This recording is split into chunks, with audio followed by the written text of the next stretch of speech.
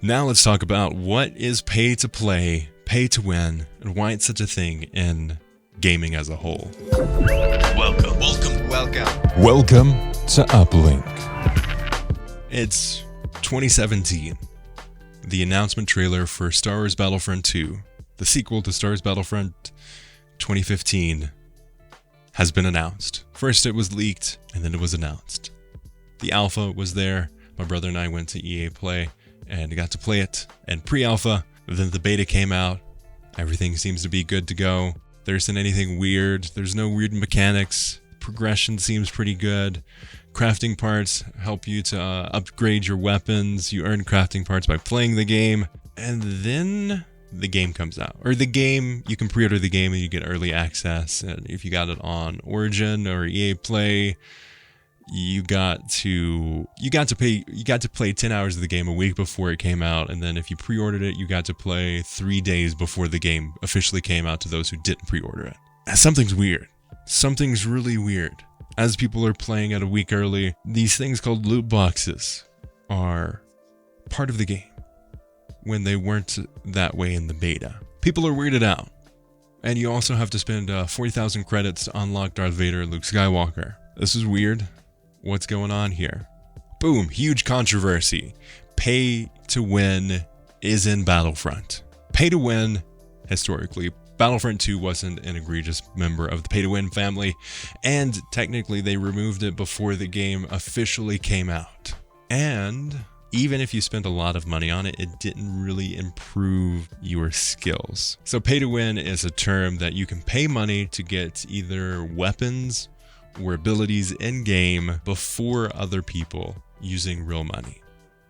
And a lot of the times it's through loot boxes. So you pay for a loot box, you get crystals, use those crystals to get a loot box, and as a random chance to get something. Now, loot boxes aren't terrible. Used right, they can be alright, but generally, the randomization has gotten it banned in some countries. Some countries are like, hey, yeah, loot boxes, no, that's gambling for kids. Don't do that. Overwatch is actually a really bad player in terms of loot boxes and all that stuff. But, pay to win in terms of Star Wars wasn't a huge deal, but it was the scapegoat for everyone to start. It was the spark to light the fire that will burn the Empire down. We have a spark that'll light the fire that'll burn the First Order down. So it became a huge thing. Everyone was talking about it. To this day, if you're talking about loot crates or pay to win, they're going to use a picture of Star Wars Battlefront 2. Pay to win, in my opinion, is terrible. I hate pay to win. It sucks. It sucks for people who are poor, like myself. It incentivizes a lack of ownership in earning stuff in game. And usually you can earn the crystals in game, but it's so slow that it's not even worth it in the long run. Pay to play can take form in different ways. Usually it's a subscription.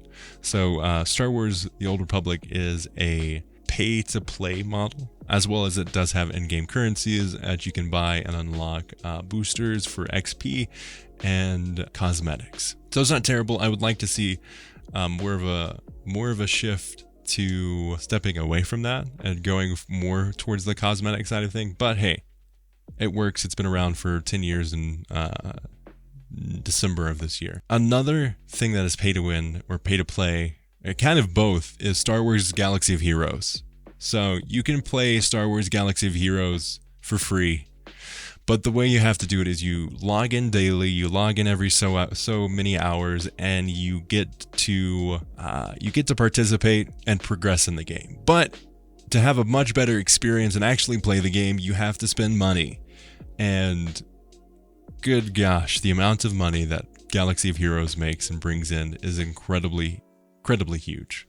It's a large amount of money. I don't have the numbers in front of me, but it's substantial. It is substantial. pay to play, pay to win are pretty popular on the mobile side of things. It has been a huge part of mobile games. Loot boxes that you use real money for to get cosmetics, or loot boxes that you use real money for to get weapons. Not even loot boxes, you just use real money to get advantages in the game. I think it's icky. I've been hopping on and off on Star Wars: Galaxy of Heroes pretty regularly. A couple weeks ago, actually a month ago, I dedicated some time to say, hey, this whole week I'm going to play Galaxy of Heroes like you should play Galaxy of Heroes, where you log in every so often. I was trying to actually play it where you don't spend any money, and it's pretty fun, but the whole idea around the game just isn't my speed. It's not what I want to play when I load up my phone. I'm not usually a mobile gamer, but mobile gaming's huge. It's a huge part of the game industry, and there is the mindset that, hey, those who play on mobile devices, those aren't real gamers. But hey, if you enjoy gaming on mobile, more power to you. It's just not my thing. Now, where does in-game currency lie, and what is its place? I personally think that using money in a game should not be tied to anything that improves your ability to play the game. It should be on cosmetics. Like, you shouldn't be able to buy a better weapon with real money. In my opinion, that's what I see. At least in multiplayer games. Should you be able to put in some money and get some skins? Sure. What I would love to see is in a future game you have gun skins for Star Wars games. It'd be super cool to me. And the reason we're seeing more of that is the development costs of gaming and making a AAA game are going up while the price of the game is staying still. So they're going to have to find ways to keep on bringing money to support development, which isn't a bad thing. I don't want crunch in a game. I want people to get paid fairly, and the way to do that is to support the game developers. And it's to continue bringing money in so they can continue working on the game. It's an incentive. This game is bringing in money. We will continue to support the game. This game is not bringing in money. We'll patch it for bugs, and that's about it. I have an email here from Daniel as well. Just to follow up on your latest episode of the podcast, the whole pay-to-play, pay-to-win debate still rages on. I was quite pleased to hear that someone agrees that paying for some in-game bits, not necessarily to enhance stats, etc., is a good idea. As stated before, I'm not a fan of pay-to-win, but I do agree with some people would like to advance quicker. I know this idea is met with quite a lot of hostility, though.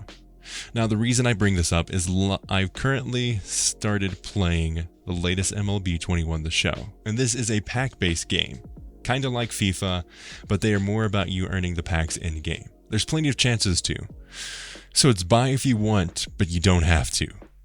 We'll give you some via daily logins, challenges, etc. Another reason I bring this up is that pay to win is met with such hostility, but nearly every other video on YouTube, Twitch, etc. is all about doing stuff fast. Get XP super quick. Best way to level fast. Here's a glitch. Take advantage of it. Everything is fast, fast, fast, fast. I guess what I'm trying to say is, what's the difference? There's certain hostility towards buying stuff, but not towards doing stuff fast and basically bypassing most of the game. Glitch smashing. Is this a fair point, or am I just too old and missing the point? So he raises a great point here. There has been a continuing move to longer and longer games. This idea that if I pay $60 for a AAA game, I need at least 5,000 hours I can sink into it to make it worth my while. I don't know who the heck is asking for this, but I don't want those games. I have such little time to game. Majority of my time, I would love to feel the accomplishment of finishing a game versus, I've spent 100 hours in this game that's open world and I've barely progressed. I'm just gonna go quit and I'm gonna start a different game. So I think that's part of it. People are trying to say, hey, I want this amount of content, but also to get through the game at the pace I want to, I need to go as fast as humanly possible. There's a disconnect there, and it's a weird one. People with jobs, man, it's hard to find some time to game. It's a change in the change in the gaming industry, honestly. That $60 of a game should get you X amount of hours of gameplay content. I'm fine with paying $60 if I have a 20-hour game that is top notch. I'm fine with that personally. I've got such a back catalog of games right now. Because of that same reason, I don't have some like easily enjoyable, easily accomplished game lengths. There's a balance there, and people are still trying to find it. I don't think it's tying it to gameplay. I think it's tying to cosmetics, or maybe tying it to XP boosts versus stuff like that. Maybe there's you can play it for X amount of hours and you get up to 50 levels, or you pay X amount of dollars and you get up to 50 levels. And 50 levels gets you it unlocks a new character or a new level, but it doesn't necessarily make you better. Like that new level isn't going to make you better. It's just going to give you another way to play. So it's a very difficult topic, and I would love to ask you all listening to this episode, if you are a game developer, no matter what size, but I would love to talk to you about this topic. What does pay to win do for you as a development team? What does pay to play do for you as a development team? What is the advantage of a DLC versus a battle pass versus a season? And where do those things pair together? I have questions, and I would love to talk to you about this. So if you are a game developer or know one, get in contact with them and send them to me. You can reach out, contact@uplinkpodcast.com or battlefrontpodcast@gmail.com, on Twitter @uplinkpodcast, all the places.